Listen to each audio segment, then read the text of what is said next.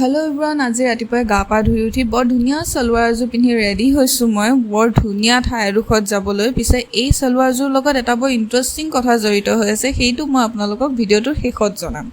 পিছে এইবাৰ মই মাৰ ঘৰলৈ কেইদিনমান অলপ দীঘলীয়া ছুটি লৈ পেলাই আহিছোঁ, কেইদিনমান থাকিম বুলি পেলাই।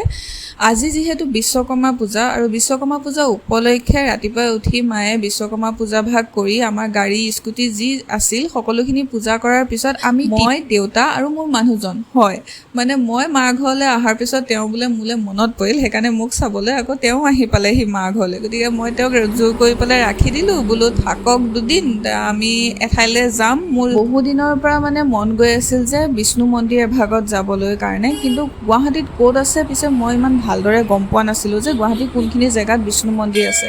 কিন্তু যেতিয়া মাৰ ঘৰলৈ আহিলোঁ দুদিনমান থাকিম বুলি, মাক যেতিয়া কথাষাৰ প্ৰকাশ কৰিলোঁ যে মোৰ বিষ্ণু মন্দিৰ এভাগত যাবলৈ বৰ মন গৈ আছে বুলি পেলাই, তেতিয়া মায়ে মনত পেলাই দিলে যে নগাঁও গুৱাহাটী যিটো হাইৱে আছে তাতে ধৰমটোলতে বৰ ধুনীয়া বিষ্ণু মন্দিৰ এভাগ আছে। মানুহজন থাকোঁতেই দৰ্শন কৰি আহোঁ বুলি আজি বিষ্ণু মন্দিৰ ভাগ ওলালোহি আমি। পিছে ক'ব লাগিব মন্দিৰ ভাগ বহুত ধুনীয়াকৈ বনাইছে আৰু সোমায়ে মনটো ভাল লাগিছে। ওচৰত শৰাইখন আগবঢ়োৱাৰ লগতে আমাৰ দুয়োৰে মন আছিল বাঁহী আৰু ময়ূৰ পাখীও আগবঢ়াবলৈ।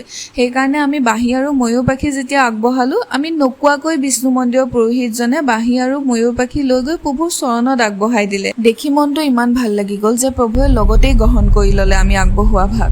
মন্দিৰৰ পৰা আহি ঘৰ পোৱাহি পিছত আবেলি সময়ত মা, মই আৰু মানুহজন আকৌ ওলাই আহিলোঁ।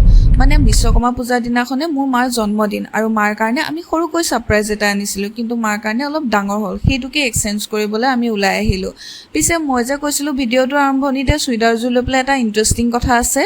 এইবাৰ পূজাত দেউতাই মা আৰু মোক পূজা গিফ্ট দিছিল আৰু ইণ্টাৰেষ্টিং কথা এইটো যে আমাৰ দুইজনীৰে একেযোৰ কাপোৰে পচন্দ হ'ল। সেইকাৰণে আমি টুইনিং কৰিম বুলি পেলাই দুইজনী মাক জীয়েকে ছেইম কাপোৰ পিন্ধি ল'লোঁ। পিছে ক'বচোন আমাৰ দুইজনীক কেনেকুৱা লাগিছে ছেইম কাপোৰত।